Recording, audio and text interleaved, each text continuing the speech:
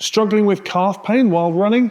You're not alone with this, but you don't have to live with it. Calf pain can be really frustrating. It slows you down, makes every step uncomfortable, and if you ignore it, it can turn into a serious injury. But what if you could fix it in just 5 simple steps? In this video, I'll show you exactly how to eliminate calf pain and get back to running stronger than ever.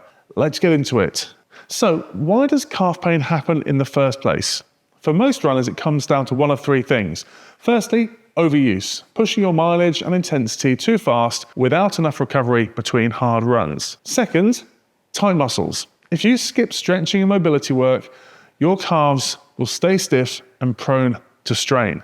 And third, running form. Extremes in either heel striking or running on your forefoot will potentially overload your lower legs. Maybe you've ramped up your training too quickly, or maybe stretching is something that you know you should do but never actually get round to.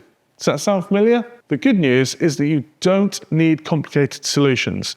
Just 5 simple steps will get you back on track. Step 1, warm up properly. You wouldn't start a car on a freezing morning and immediately floor the gas, right? The same goes for your calf muscles.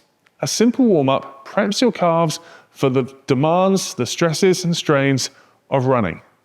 Here's what to do before every run. This is one of my all-time favorite exercises for just warming your calves up, just starting to promote a little bit of good ankle mobility. We use this in the middle of warm-ups, we use this in the middle of workouts, and we can use this just to deal with any residual tightness off the back of a run as well. So this has multiple applications, really straightforward. This could be a wall. I'm going to use this upright on the squat rack. All I want you to do to begin with is get into your classic calf stretch position. So your back straight, you're putting some weight into the wall or the, in this case, squat rack. And then from there, I want you to join that rear leg with the other leg. You're at a point where the heels just want to creep off the ground. And if anything, go back another inch or so.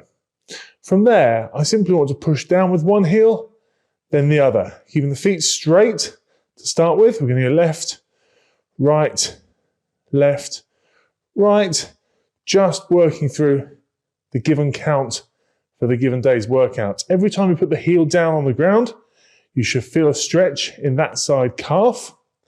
And what we can then do is think about varying the movement so that you actually have the feet going from straight, coming up and down, to the feet ever so slightly turned in, coming up and down, and ever so slightly turned out, up and down. So that's going to hit the different heads of the gastroc muscle, the meaty, kind of one of the calf muscles that we all kind of see as the calf muscle. It has a lateral and a medial head. By changing the foot position, you'll start to actually bias one and then the other. So again, same start position here. 1, 2, 3, 4. Then we're going to flare the heels out a little, toe in a little.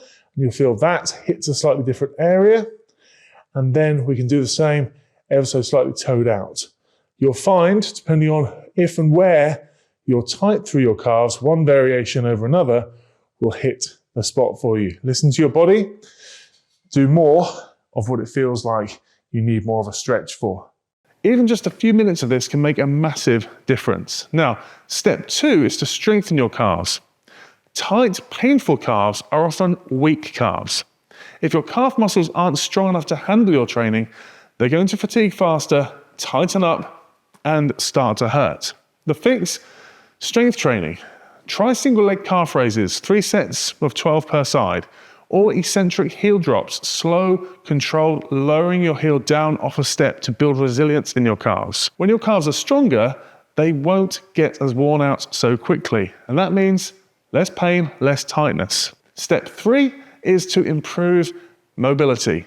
Now, tight calf muscles can lead to strains, which obviously are painful. If you know that you're prone to calf tightness and you're not regularly foam rolling, you're going to potentially find yourself setting yourself up for problems. Get the foam roller or even a tennis ball out and start to focus on your calves.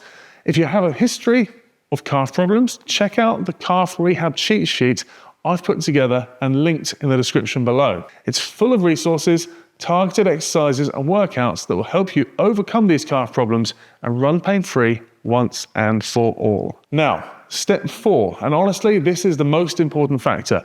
adjust your training load. You could be doing everything perfectly in terms of the strengthening and stretching side of things, but if your training is more than your calves can currently handle, you're going to have problems.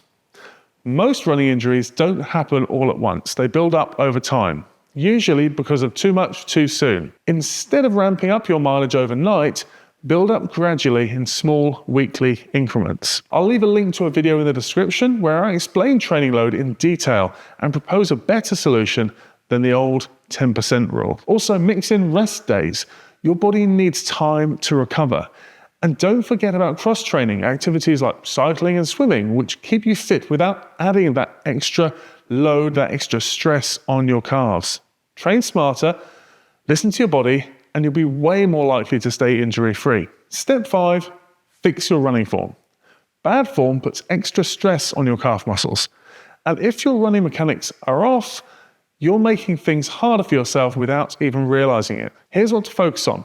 First, midfoot strike. Avoid a heavy heel strike or even running high up on your toes like a sprinter, both of which can force your calves to work too hard in different ways. Next, cadence.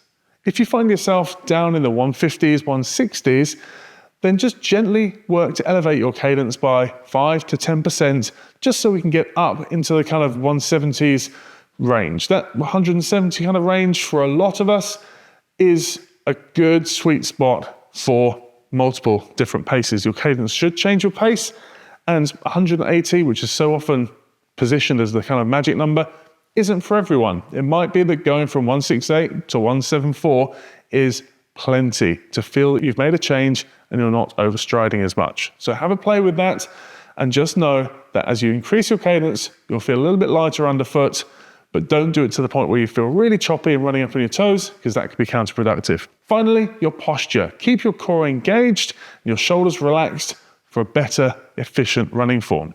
Hold yourself nice and tall without feeling like you're overly arching through your low back. When you run with better form, your body works the way it's supposed to, and your calves, well, they'll thank you.